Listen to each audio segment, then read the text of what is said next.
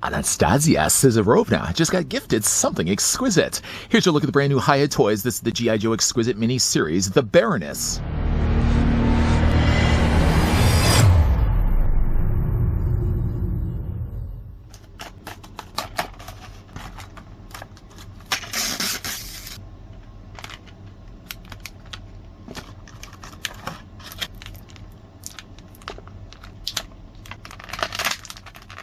Brilliant master of disguise and psychological manipulation, the Baroness is in control of every situation. Her only desire is to watch the world unravel, and she will use her inherited wealth, connections, and skills to make it happen, no matter where she needs to swear her allegiances. This brand new Baroness action figure stands at 102 millimeters tall and features 15 articulated points. Faithful recreation of Baroness's original setting from G.I. Joe, featuring the classic Cobra design, well armed and fitted with a black bodysuit, detailed body armor, and 2 holsters on legs. Well, we know if the Baroness is here, her darling Destro must be nearby.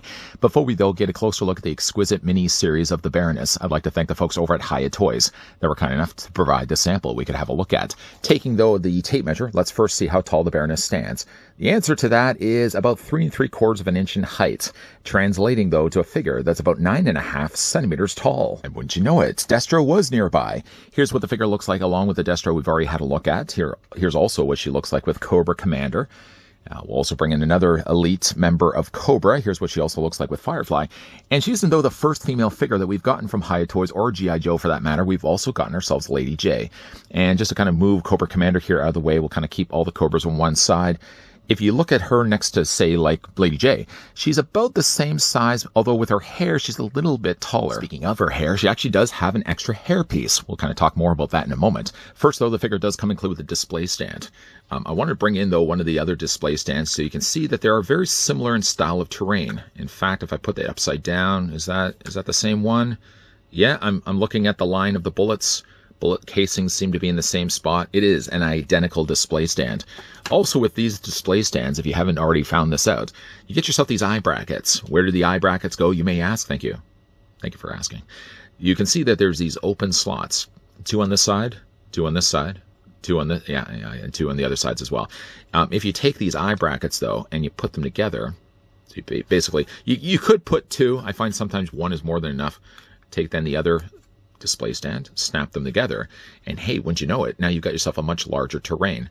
You can rinse and repeat and continue this process from how many stands you have. It's much bigger display base that you can actually have all these figures standing on top of. By the way, there as well, there's the pegs. There's only 1 peg on all the display stands. So when it comes to attaching her onto display stand, you only have that one place to work with.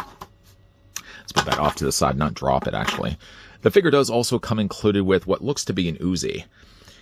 I like that she has this. Actually, she has more weapons than what you're actually seeing right now anyways. It's cast here in all black plastic. My one big issue that I have really with the gun is that the handle is way too big. Now, she does come with a couple of swappable hands. Out of the package, though, if I can just pick her up for a second, she has these really tiny little gripped hands.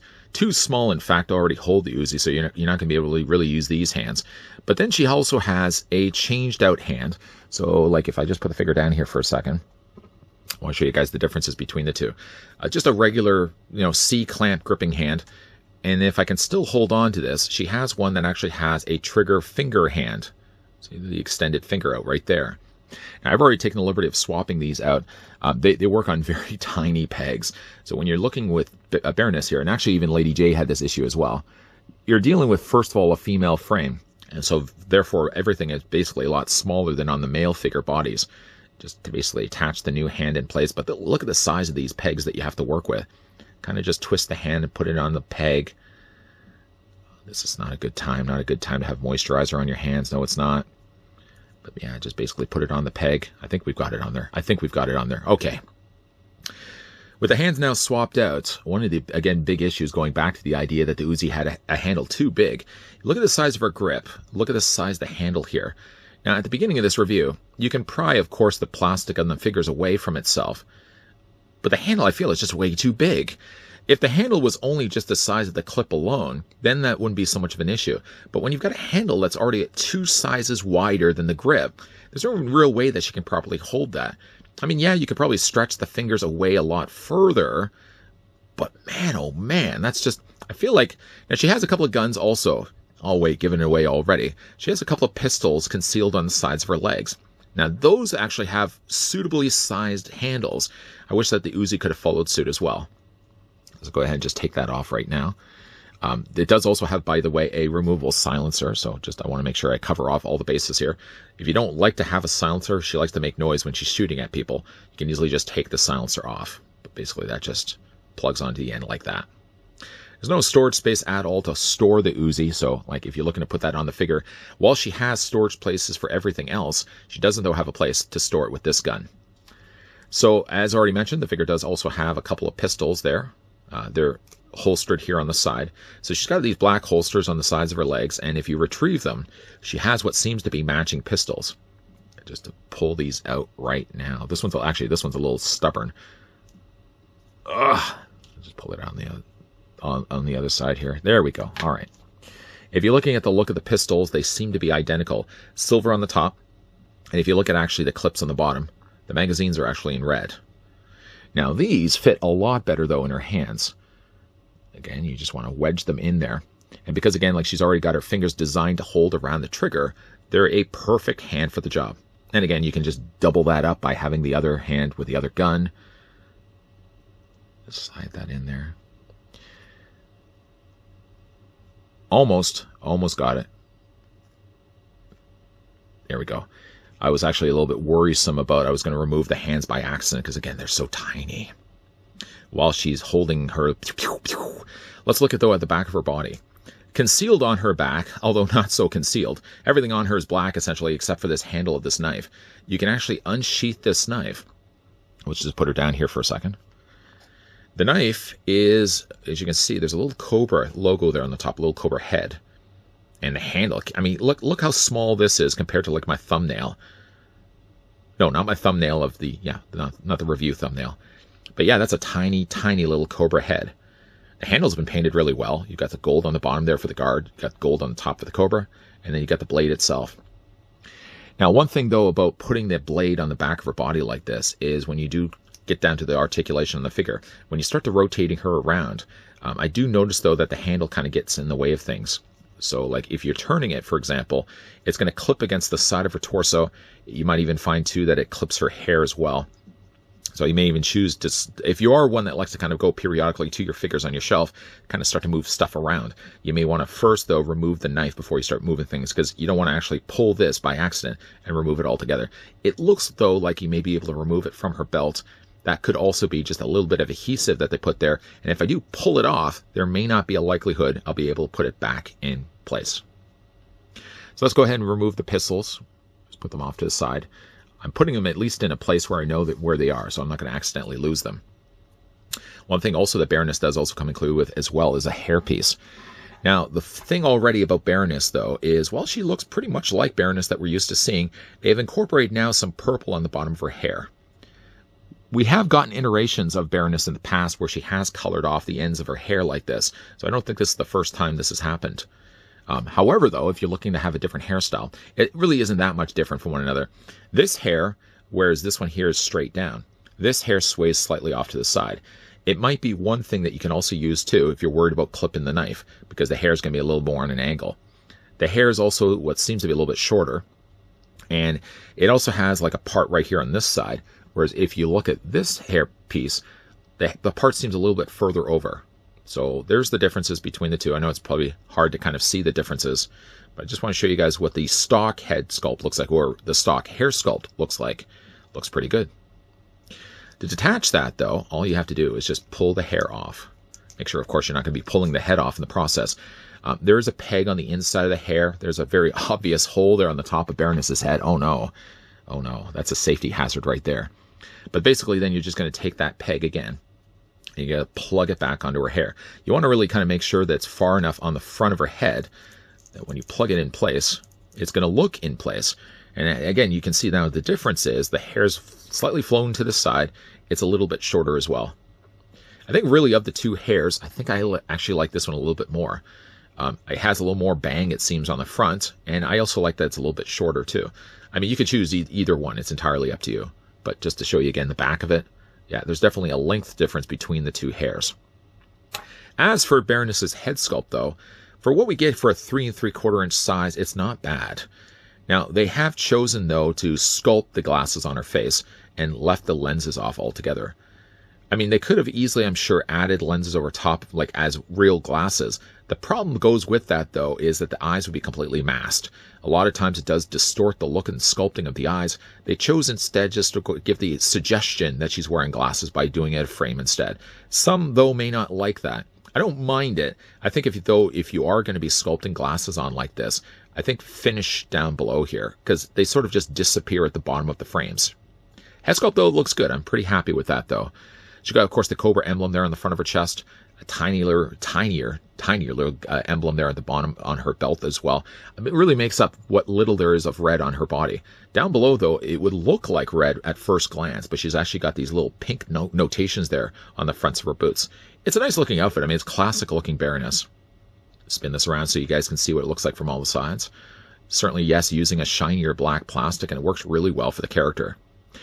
Now for the articulation, though, for Baroness, head's going to work by being on a ball joint, of course, so the head's going to rotate back and forth.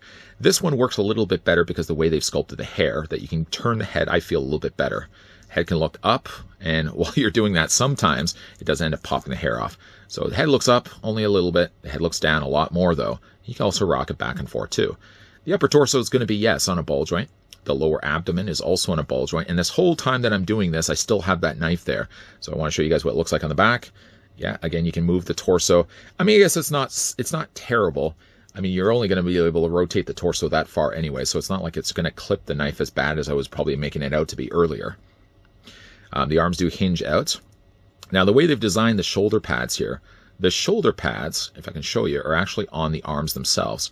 So when you are rotating the arms, they're not necessarily going to get in the way of things, but though bringing the arms out. This one actually bends a little bit easier out than this one here. Do I have their hair all the way on there? I don't think I did. There we go. Yeah, this arm can come out better, I think, almost at a T-pose. This one seems a little bit more hung up, but I would imagine, though, if I was able to free the shoulder pads here, this arm would be able to do basically the same. She does, of course, have a swivel there in the bicep. She has a swivel in the arm, a hinge in the elbow, just a single hinge, and the hands rotate back and forth. Just be careful, though, swiveling the hands, because, again, they're on tiny little pegs. Legs, of course, finally do split out. They're on ball joints. Yeah, you can take the legs and move forward. You can move back. You can also, again, drop these legs down, too, a little bit to give a little bit more extra clearance. It's just a case of basically popping them back in place. She has a swivel there at the top of the thigh, double hinge on the knee. And again, she's got the articulation in the foot. Now, with her feet, unfortunately, though, she's got these leg guards on the front. So it doesn't give her as much freedom, I feel, as what Lady J had. She also does have an ankle rocker. Of course, without saying, I'm sure, she already has pegals on the bottoms of her feet. So if you want to make use of the display stand, get her in creative poses, you can certainly do that as well. Baroness, at least of what we've gotten so far from the HIYA Toys Exquisite miniseries, was probably the figure I was the most excited for. I've always really had a thing for Baroness. Baroness. The figure, again, looks pretty good. Again, with the thing about the glasses, though, if I can just get her to properly stand, the thing with her glasses is that they chose to give her the frame sculpted as part of her face. I don't mind that. I think it actually makes her for a prettier face where it doesn't look like she's being covered over. Because sometimes, when you use clear plastic and you put them on the lenses of the frames for glasses on action figures, half the time you can't even see the eyes at all. I think by just giving the suggestion of frames on her face works a little bit better. I just feel, though, that they probably could have maybe finished the job and added a tiny little line. Maybe it was just going to be too busy, and that's why they chose to leave the line off on the bottoms of the frames. But yeah, it's a nice looking Baroness. Once again, bring back in her dearest Destro. Again, here's Cobra Commander. I have Storm Shadow somewhere, too. I'm not even sure where his whereabouts are right now. Maybe he's fighting right now spirits. And, of course, there's also Firefly. Most of the time, too, a lot of these figures are based on the larger scale Hasbro Classified Series figures. I didn't really talk too much about that. Certainly that is the case when it comes to Firefly here. Baroness, we've gotten also as well Classified Series figures. I think they kept pretty close to the original design of the character while adding their own spin to it. She has quite a lot of cool accessories. One of the biggest bummers, though, is unfortunately the handle for the Uzi, I feel, is again way too large. I feel like Based on the size that they provided here for the handle, it feels almost as if the Uzi was intended for a different figure and maybe not one that was 3 3/4 inches in size. If you are looking to enlist the Baroness as part of your Cobra collection, you'll be happy to know though the HIYA Toys Exquisite mini-series of the Baroness is currently available right now online. Most of the online sites show these as going anywhere from $35 to $39.99. For a $40 figure, I mean, it is a little on the small side, yes, but keep in mind as well that they're in limited quantities. They're not mass-produced. They're not ones that you can usually find in retail stores. So because of that, though, the HIYA Toys Exquisite mini-series generally are going to be a little bit more than a standard 3 3/4 inch size figure. The head sculpt for what you're getting, though, is pretty good here for Baroness. Not that she just has one swappable hairpiece, but she actually has 2. The figure does come included, of course, with that Uzi. The thing, though, about the gun is still the handle is way too big. The pistols are a much easier thing for her to handle, and then she of course does have on the back of her body a concealed blade as well. Although the moment she does turn around, considering though she is a black clad character, you can spot right away that she's packing a blade. A big thank you again to the folks over at HIYA Toys that did provide the sample again of the brand new HIYA Toys Exquisite Mini Series 1/18 scale Cobra Baroness that we had the chance to have a look at this review. What do you guys think of this figure? Let me know down below in the comments section. Have you guys been collecting at all any of the G.I. Joe Exquisite Mini Series? And which ones do you currently have? If you guys did also enjoy this video, you can do it a solid and of course throw it a like. You guys want to stick around for more so? I hope so. Hit that subscribe, turn on that bell, and of course come back. We're going to be, by the way, even though we are wrapping up things right now for the Baroness, I can tell you though, courtesy of the folks over at HIYA, we will be looking at some more exquisite mini-series, not only of G.I. Joe, but other franchises as well. As always, thanks for watching. See you guys next time.